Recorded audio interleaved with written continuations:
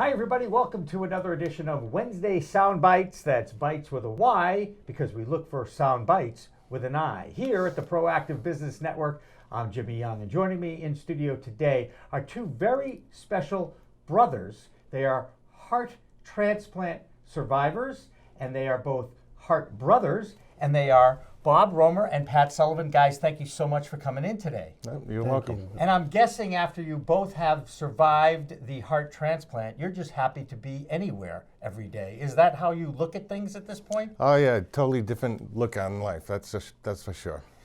Yeah, I mean, the things that used to bother you seem very small. Now, you were telling me in our pregame talk that there are 22 heart transplants a year, and I believe 33,000 people who are waiting for hearts to be transplanted every year. It's 2,200.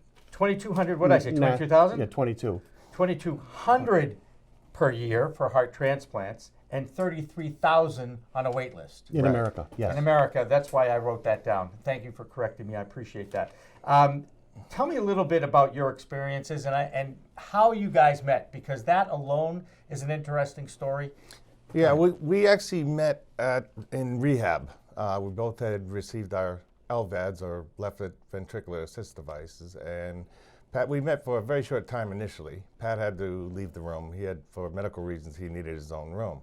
But I visited him once in a while, and we both kind of went on our different ways, exchanged numbers, and we had some contact while we both went home with our heart pumps, and we contacted each other. We were meaning to have lunch together, but it never happened because I ended up being rushed by ambulance and back into the hospital, and with that I ended up staying at the hospital, and they told me I was going to stay there until I received the heart. And a year in the hospital and a year in the hospital. Yeah. Yeah. Tufts Medical in Boston. I Yes. want to give the old alma mater a plug there. Yeah. And you guys are in the hospital for a full year, getting their heart transplants and then letting the heart actually accept your own body, yes? Yeah. Now they've got it so that, in most cases, after you receive your heart, they let you go in 2 weeks, which is pretty good. I didn't get out that way. Mm-hmm. I had a little longer. I had some post-transplant stuff go on, but I was out in a month. Yep. But yeah, it's amazing that you go through all that, and it's a 14-hour operation. Getting the heart pump out is a big operation. Then putting the heart in is about 14 hours in my case, and it's amazing you can get out of there in 2 weeks. Most people, it really is. Absolutely, especially in this day and age where they get you in the hospital and get you out of the hospital as quickly as they possibly can. Right. And we don't need to get into that, do we? Yeah, About no.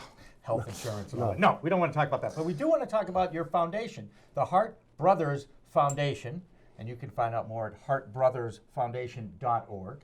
Tell me a little bit about what this foundation is all about. I understand that you got your 501c3 status last August, and you're ready to go.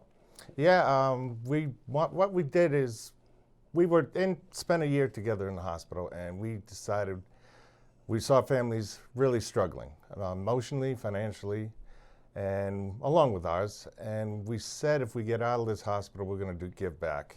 And when we got out, we started this foundation. What does the foundation do, and what do you hope it does? And maybe give us a little mission statement. Our mission statement is pretty simple. Our sole mission is to help heart failure and LVAD patients and their families survive a life with heart failure and all it entails, whether that be family assistance, transportation, lodging, any gap in the system, medical assistance. There's gaps in the insurance, not to go back to the insurance, but there are gaps, and sometimes it's the cost of the insurance, the copays, because it's a different kind of medicines we're on. Mm-hmm. Some people have to go have copays as high as $500 for one medicine, and I'm personally on 12 meds at post-transplant. That's not normal, but it gets expensive, so we look to help those gaps. We had one patient said he was going to stop taking his anti-rejection meds because it was a special kind. He couldn't afford them. So we stepped in already and gave him money to assist on that. That's fantastic. I love hearing stories like that. your first year, you have expectations for your first year? I mean, you've already helped one person out, and I bet that felt really good to both of you. I know that you'd like to help out as many people as possible. Yeah, so last year we helped, in those short months, we helped 6 families, mostly to do with housing. These families have to stay in Boston, and rooms are well over $200 a night, and it's a struggle for these families. So we were able to help 6 different families last year financially to cover these costs. That's fantastic. And so far, so good as far as that goes. And what are your hopes to raise money for moving forward over the next year or so? Our goal this year is to try and raise about $300,000 this first year. The needs are there, obviously. We received one corporate grant at the end of last year from a company out of San Francisco who found about us through the medical staff at Tufts.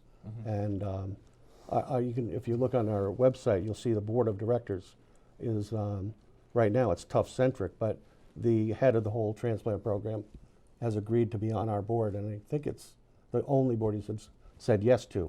And he's been, I think, been asked several times. And we have other doctors, very prominent, who are behind us saying, you got to help these guys because they saw the need. They know the need is there. So you've been in the trenches, so to speak. You've gone through the experience. No one knows more about the experience than the people who have actually had that, I'm guessing. Right. Yes, and our wives are part of this foundation, and those family members, literally they go through hell. That year was very tough on both my wife and Bob's wife and my son, and we saw that, and we would talk. A lot of what we would talk about when we were sitting in the room, a lot of the time it was my room many times because for a long time I couldn't walk. I was debilitated, but Bob would come in with another gentleman, Steve, and we would talk about our families and what we were putting them through. And that other gentleman, Steve, I think really was instrumental in our thought process on this. He, from the Northeast Kingdom of Vermont, has 8 kids, 3 of them special needs, and they couldn't come down but once every 2-3 months. And he was a roommate with Bob's for 4 months. 4 months, yeah. Yeah. And Bob would see him, and some days he'd say, you got to come down and talk to Steve because he was having some difficulty. And we saw this, and that was kind of I think, us brainstorming. We had nothing else to do, by the way. A lot of time on your hands. I'm guessing that. We had time on our hands. But look what you did with your time. And I think therein goes to, you get a second lease on life, literally and figuratively, and now you want to make the most out of it, obviously. As Bob said, we knew if we got out of this alive, we needed to give back. That's the gist of how we were formed and what we thought about. And you are Heart Brothers. Yes. Absolutely. And that's because you went through an amazing experience together. You've lived to tell the story, and now you want to offer this to others. I have the utmost respect for both of you guys, what you've gone through, and I give you the best of luck moving forward. And I already have a number of ideas that might help you reach that $300,000 goal, because I think it is such a worthy cause. Because I'm guessing not a lot of people know this, how difficult this is and how much need there is for this. And just those 2 stats that I totally blew earlier, 2,200 heart transplants a year and 33,000 on a wait list. You've got a few thousand to go. Yeah. Right? Yeah. You got a good market to go after, Yeah, right? right. That really need the help. Yeah, and it's growing. Heart failure is an epidemic. Yeah. It kills more people than lung and colon cancer combined in America. And all those people out there who have that little organ donor opportunity whenever they have, whether that's on your taxes or even at the supermarket aisle or wherever it is, Right. Obviously you guys got to encourage people to take advantage of that. Right? Yeah, raising awareness is definitely one of those, and just checking off your license doesn't do it. You really should register through the organ bank. Is a sure way to make sure that if something does happen to you, that they'll know that your organs are being offered. Yeah, and from what I understand, you told me you have a short window. Once that organ is found to be okay to you for your system, a match, you've got a few hours. Yeah, if you're living at home and they call you up and the heart's available, you're gone. They believe they say 4 hours. Wow. I think they can stretch it to 5 and 6, but it's really 4 hours is what they'd like to have that heart. And there's something, I think it's on our website, but there was a gentleman last year, came from Vermont, up by Burlington area, came down. They called him at 2 in the morning, said the heart's available. Then he and his father drive down. They get stuck on the Zachem Bridge in traffic. And one of the heart transplant coordinators at Tufts was flipping. They were saying he was blowing the window. Wow. The window was closing fast, and he was in bumper-to-bumper traffic, stuck.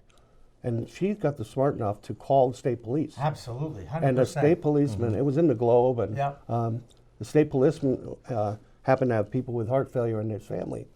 He found him. They found him on the bridge And got him there. They had 2 state troopers, one on each side, Escorted cleared the him right traffic, through. got him to Tufts in 12 minutes, What an incredible and story. he lived to survive it. Yeah. And live to tell the story. Yeah. Yeah. That's my philosophy, guys. Tremendous, tremendous. And of course, you can find out more about these stories. I'm guessing you can also donate online Absolutely. at your website, which is HeartBrothersFoundation.org. How'd I do, right? Yes. HeartBrothersFoundation.org. Pretty sure that's what it is. And we look forward to kind of talking more to you guys. I want to give you a few ideas on how I think you might be able to raise some money and certainly some awareness. We're happy to offer our studio here to tell your story as well. That'd be great. All the help we can get. All right, Yeah, great. we appreciate so it. for Bob and Pat, 2 heroes, heart heroes, if you will. I'm Jimmy Young, and that's another edition of Wednesday Bites here at the Proactive Business Network.